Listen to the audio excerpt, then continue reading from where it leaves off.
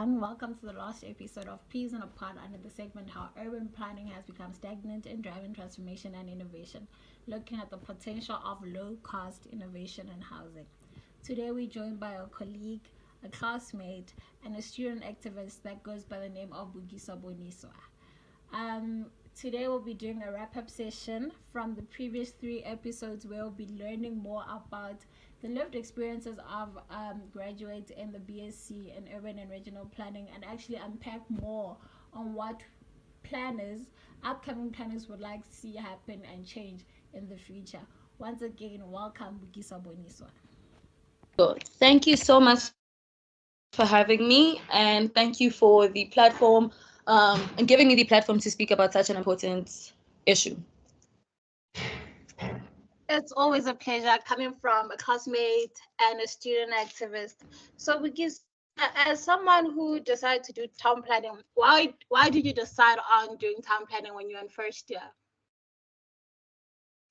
The reason why, well, in first year I wasn't really sure exactly what town planning was all about, but later on I just found out that it's a discipline or it's a career that is very concerned with how people live and how resources are allocated to different people and all of that. So that's the reason why I'm still interested in planning, for the fact that it's really people focused and I really like people, love people actually, and I love working with people and improving people's lives. At heart, I'm an activist, so it only makes sense for me to stay in planning. It makes sense. So, with the increase in urbanization and the increase in unemployment and poverty, we can see that there's an increase in informal settlements. And as someone who is a student in Advert, you're exposed to spaces such as Ubegezela. And when you speak about advocating for people, how do you feel about the settlements there? I think how people organize themselves and where people decide to settle is something that planners should always investigate, right? Before we even like make judgments as to if it's correct or not. I think investigating the reasons for why people do certain things is very important, and that's the biggest part of our profession. And I think through understanding and through consulting with people and through speaking to them about the reason why they are there, of course, in a respectful manner, planners can start to understand why people socialize and why people organize themselves in different spaces. So I think there's definitely a need from what I see. For instance, Begazela, right? Begazela is in Newtown. And Newtown is an area that has a lot of economic opportunities and stuff like that. So I'm guessing then people then, this is not an informed opinion, it's just my opinion when I look at the area. So I think then people then decided to live there because it's closer to areas of economic opportunity so that they can get jobs and stuff like that. So yeah. Okay. So with the previous conversations, previous episodes, these were like some of the comments that are coming up where people expressed that the increase in informal settlement was influenced by being close to opportunities, obviously. And Mhm. even with informal settlements, it becomes very difficult for people to want to assist in developing the space because of the red tape that's put on, oh, this is an illegal site where people are not supposed to be living. So even if we try and improve the settlement, there'll be no good coming out of it because when the building collapses, it's on you again. So as a town planner, what do you think then we should be doing about informal settlements? How do you make the lives of those living in settlements more functional, considering the red tape that's put around the space as well? I think planners, if it was up to me and if I had control over the direction that the profession takes, I would definitely want planning to focus a lot on people, and I want it to be like pro people and not necessarily like be concerned about other things. So other things like, for instance, our economic output and stuff like that should be areas of concern and things that we should prioritize definitely. However, I think that prioritizing people should be number one, and this will then inform how then we plan areas and how the type of interventions we want to implement in space. So I think with informal settlements, like what you're bringing up is very important in terms of ensuring that even informal settlements are um, they are sustainable and they're also safe for people to live in. So I think possibly upgrading those informal settlements and actually giving people proper houses in that area that they in already is something that planners should be doing. But I guess that especially in Johannesburg, normally it's not necessarily really easy to do this because you also there's other competing interests that people also want to like implement and stuff like that. So I guess that's why then there hasn't been any movement in terms of upgrading households and upgrading informal settlements within the CBD and especially Begezela. Would you then say the city must consider the abandoned buildings in Johannesburg, because there's so many abandoned buildings and those buildings could be used to house the same people who we're talking about who are in Begazela? What views do you then have with relation to the abandoned buildings? Do you think the government should find a way to make those abandoned buildings homes for those who are homeless instead of leaving them to dilapidate further? Yes, definitely. I think that's actually I didn't even think of that. I think that's a very progressive program because I mean if already like buildings aren't they just sitting vacant and it's on land that is very like land that is I don't know rich I Native. guess. Yes, Yeah. so it's very important. So I think yeah, definitely, and I think that would also form part of the land reform project, and because it what that project is essentially about, or what it should be about, is about giving people land and giving people dignity, right, to live in areas that will propel them forward economically and socially. So I think that is definitely like one of the things and one of the interventions they could implement within the city of Johannesburg. Yeah. Okay. Would you then say that the planning strategies that have been used and are still used right now are still relevant in our times, considering that times are changing? We're moving into a new era, and South Africa is still speaking about the fourth IR, while other countries are actually speaking about the fifth IR. So, what do you think that our strategies are still relevant in our times, or they've actually become stagnant in actually driving the transformation that we speak of? I definitely think the tools of planning and like land use management in South Africa haven't like they as you saying it's really stagnant, and I don't think like as planners and as a profession we've tried to reimagine the tools of planning and of land use management. So I think and that's the reason why then you see that we are not necessarily like keeping up with I'm not saying that we should be comparing ourselves with the rest of the world, but I'm talking about the manner in which we address the spatial issues that occur in South Africa. We haven't been able to solve them in terms of them addressing the context that we live in. Because that's why you then find that people will then look outside and be like, okay, what is Singapore doing? I'm not saying there's anything wrong with that. There's nothing wrong with that. But I think that South African planners also just need to find their own voice and also just reimagine what planning is in South Africa, what we should be concerned about, and how do we achieve that, and how then do we also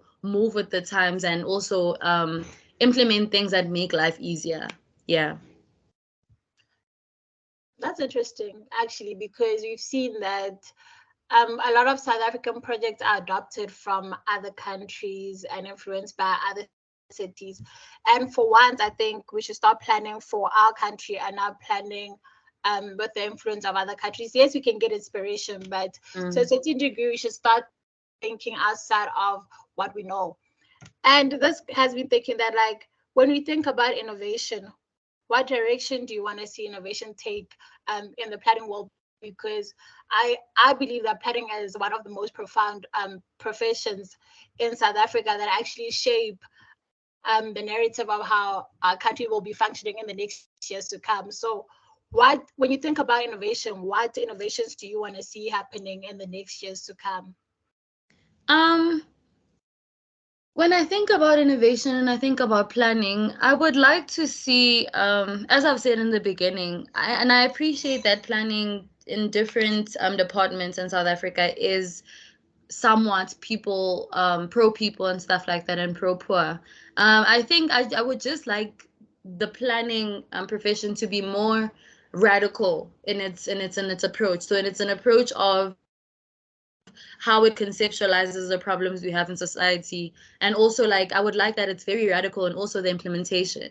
I think that's the only way we can actually like move the country forward, because if we always look at neoliberal reforms and stuff like that, they don't propel the country for they don't propel the country forward in the way that we want it to go. So I think just us being radical and us knowing exactly what it is that we want to achieve, as opposed to just like going with the flow and stuff like that. So I think that's the biggest type of innovation I'd like to see in the profession. Us just having radical views about society, and also the way we implement must also be radical, and we need to also involve ourselves in politics. And I think that's one thing that planners just don't do. Like, we don't involve ourselves in politics. We think it's just something we shouldn't be involved in, or I don't know why people don't involve themselves in politics. But I think that's where you get the sense of radicalism, and that's where you get the sense of how to plan, who to plan for, and how then you implement it. So yeah, that's the biggest type of innovation that I'd like to see in the profession.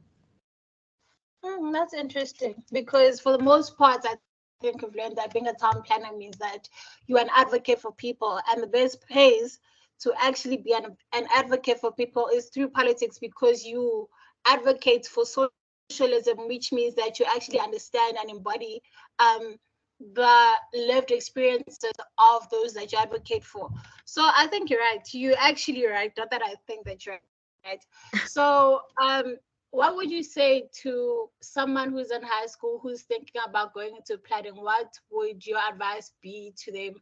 And how would you explain town planning to anyone who actually doesn't understand what the profession is? Because a lot of people, when they ask you, a lot of people when they ask, and you have to like really break it down, what would you say to make it easier for them to actually also understand the relevance of the profession itself?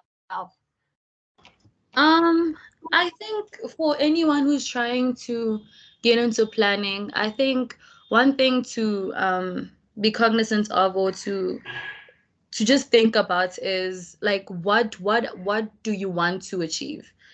So with this degree, what is it that you want to do? So you could either go into, like, I don't know, markets based planning, and stuff. Like, I think it's very important to have your own principles and values already when you come into the profession, when you want to study town planning, because your values also inform what type of planner you'll be. So I think that's very important for anyone who wants to get into planning and stuff like that. And I think especially with young people, I definitely recommend that young people get into planning and they learn about town planning, because it's a field that is very diverse. You don't necessarily just have to be a planner when you did study planning.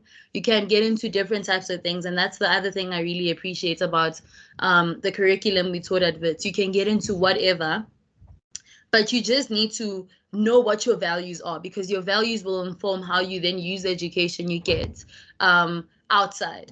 Whether you want to continue as a planner, whether you want to be a policymaker, whether you want to get into the private sector and stuff like that. So I think having your own value and your value system is very important in planning. I think that's the most important thing for me. Okay. I'm coming to the last question. With our current generation, what type of planning would you want to see? So, with the planners that were produced in 1994, obviously the main objective was spatial transformation, and I believe that every generation has its own mission. And what would you say our generation's mission is, and what would you want to see us accomplish in the next 10 years at least? I think with our current generation, I think the issue of spatial transformation is something that we should still champion, because I don't think our spaces are as transformed as we think, or are transformed um, like rapidly since apartheid. Like, I think there's still a lot of legacies that still continue till this day. So I think spatial transformation definitely is a part of it. But the other thing that I think we should also look at is also creativity, and how planning influences creativity, and how creativity influences planning. influences planning as well. So I think that's also just something we should look at, because I think how we plan right now is very, I don't know, it's very rigid. So there isn't a lot of creativity that's allowed in the field. So I think planners now will probably be more creative and stuff like that. And then the other thing is economic transformation. So economic transformation spatially as well, something that's super important that our generation should also be tackling and looking at, because yes, we do have like political power right now, but I think the biggest stumbling block for a lot of youth in South Africa is unemployment, and planners have a role to play in terms of reducing the levels of unemployment by ensuring that we transform our spaces also economically, and we make economic opportunities available to people that were previously disadvantaged. So I think those are the main three things that we need to look at, or what planners are going to be looking at in this day and age. I actually like the fact that you raised the point about creativity. I think for most of us, planning was very frustrating in the beginning, as we felt like we were boxed, and even with Yeah. your design project, you felt like you were forced to stay within a certain confinement. And as time goes by, we can see that planning is starting to be more fluid and more open to actually Mhm. creativity and to actually new concepts that are coming up. And that's something that I would actually want to see, how we plan and design spaces that are conducive for different people.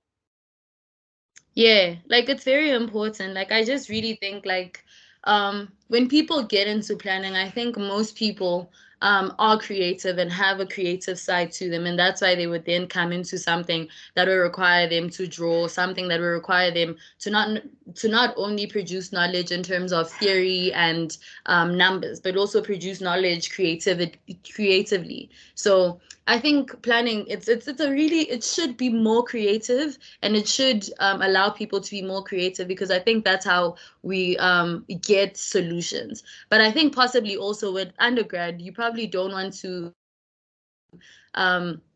encourage a lot of creativity, because you're still teaching people how to actually go about the different tools within the profession. But I think later on, possibly like in your third year, honors, and maybe last semester of second year, they should encourage more creativity. But I am seeing this in adverts, of course. There's a lot of creative projects that we now have and stuff like that, like this project. So I think the creativity side, it is being encouraged, but we could be doing more.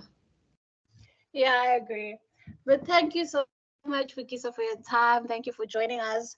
And to the viewers at home, unfortunately, it's the last episode of Peas in the Pod under the segment Why Urban Planning Has Become Stagnant in Driving Transformation and Innovation.